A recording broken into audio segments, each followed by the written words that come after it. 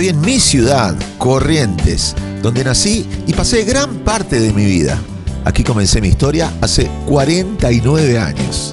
Esta ciudad también tuvo un inicio, un lugar de origen.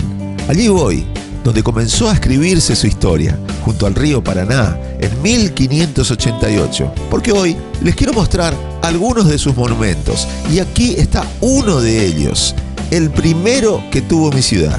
Este es uno de los sitios donde se empezó a forjar la historia de esta ciudad. Una vez más, me encuentro junto al Puente General Belgrano para hablar de historia con Alexis Dabat. Se trata del primer monumento público de la ciudad de Corrientes. El primer monumento público. Exactamente, es el más antiguo. El primer monumento que fue inaugurado por el gobernador Ferré, el brigadier general don Pedro Ferré, el 4 de mayo de 1828. 1828. En homenaje a la cruz fundacional. Alexis es muy estricto con los datos, muy preciso con los datos. Sabe hora, día, mes, año, siglo. Es bien preciso, es como si tirara un dardo así y cayera ¡pac! En el 100. Este lugar recrea el espacio en el que estaba la ermita que protegía la cruz durante el siglo XVIII prácticamente, ¿no? Durante la colonia. Posteriormente la cruz fue trasladada al solar donde hoy conocemos la Iglesia de la Cruz en 1730. 10 de marzo de 1730 se produce el traslado de la cruz al solar de la iglesia. Este monumento también es, junto a la playa de Arasatí, una de las primeras impresiones que tienen quienes llegan por el Puente General Belgrano. La cruz estaba originalmente en donde sería el medio de la avenida 3 de Abril. Cambió su lugar de origen por el actual cuando se construyó el Puente General Belgrano. Esta placa es una reproducción de la placa original que está en el Museo Histórico. Hace años la legislatura sancionó una ley para trasladar estas placas de cobre, que eran las originales del monumento de 1828, a la galería, el hall de acceso del Museo Histórico de la provincia. El monumento tiene 7 pequeñas pasarelas que representan cada una de las 7 puntas de la ciudad. ¿Siempre estuvo la cruz arriba de esta columna? Siempre estuvo la cruz, originalmente tenía un globo y sobre ese globo estaba la cruz. Pero paradójicamente esta columna recibió también un rayo. No, me muero. Sí, ¿En serio? Cayó también un rayo en el siglo XIX y eso produjo que la cruz quede torcida. Por eso vemos que la cruz está torcida. Sí, está un poquito torcida. Porque nunca se la pudo enderezar. Me gustan esos datos que le ponen chimi a la historia, que le ponen picante a la historia. Esos datos de color que son reales, que pasaron, pero que por ahí no los vemos en los libros de historias o no los aprendemos en la escuela, pero que los historiadores te lo van contando. La cruz estaba emplazada en inmediaciones de la Punta Arasatí, próxima al fuerte donde los españoles habían establecido el primer emplazamiento de la ciudad, digamos, ¿no? Durante muchos años los correntinos hacían peregrinaciones hasta la cruz para celebrar la misa y por eso podían venir de día como podían venir de noche. Muchas de esas procesiones eran de antorchas o iluminando la procesión, el camino de la procesión, y de ahí surge la gran costumbre, esta tradición hermosa de las luminarias del 3 de mayo.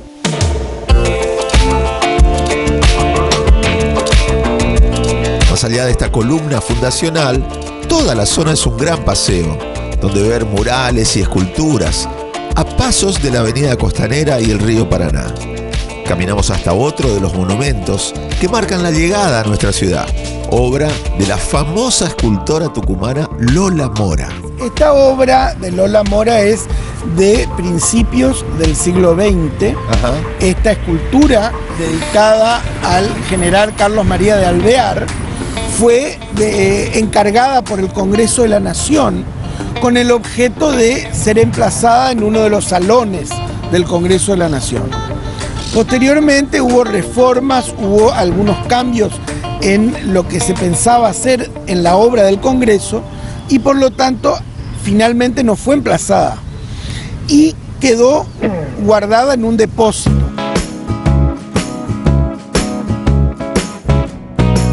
El gobernador Benjamín González le encarga a los diputados, nacionales por Corrientes que soliciten al Congreso la donación de esa escultura para la ciudad de Corrientes.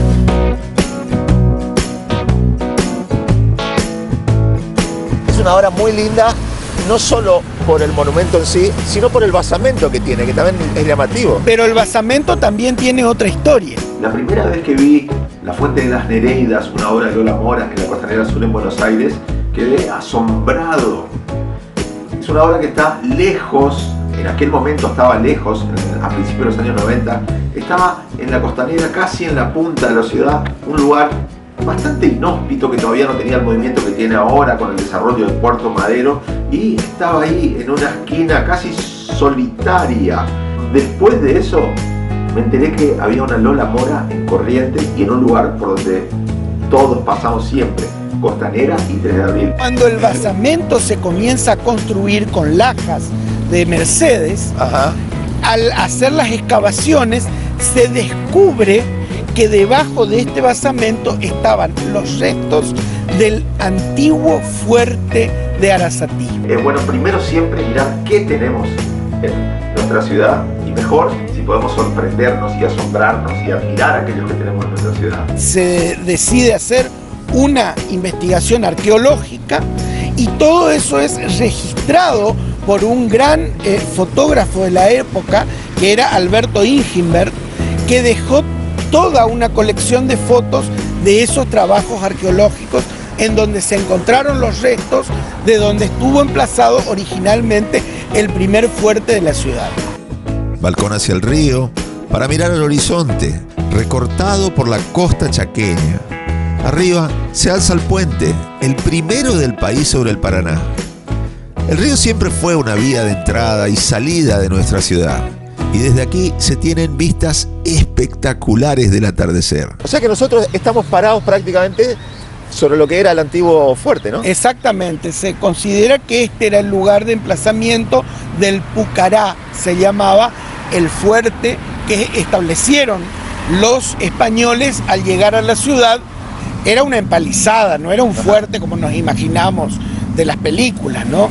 Era una empalizada, un lugar donde ellos se protegían del ataque de los malones que permanentemente asediaban el emplazamiento de esos primeros vecinos de la ciudad.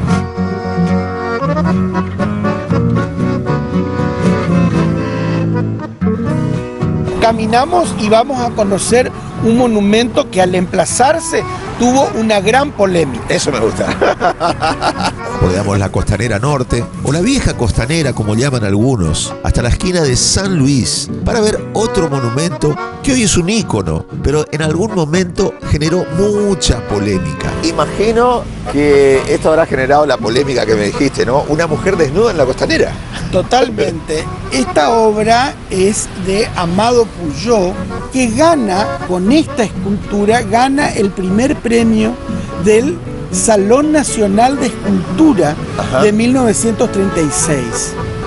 Posteriormente decide donar en 1938 esta escultura para ser emplazada en un espacio público de la ciudad.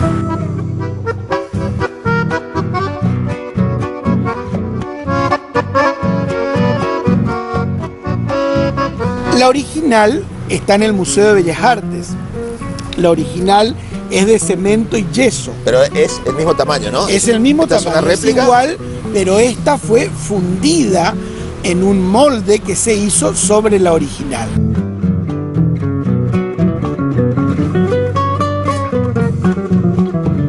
El emplazamiento de una imagen de una mujer desnuda en ese tiempo, a principios del siglo XX, podríamos decir, en la primera mitad del siglo XX, generó un escándalo para la sociedad correntina de la época. Varios sacerdotes se opusieron fuertemente al emplazamiento de esta escultura y escribieron artículos muy duros en los medios de comunicación de la época.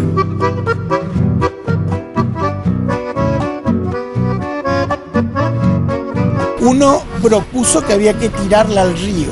No, Sí, sí. está cerquita, está acá enfrente. Sí, sí, sí. Pero de todas maneras podríamos decir que representa a la mujer guaraní, a la mujer autóctona, ¿no? Sí, sí, sí. Una mujer de contextura robusta, que tiene mucho busto, Caderas muchas anchas. caderas, exactamente, ancha de caderas. En fin, representa a la mujer guaraní.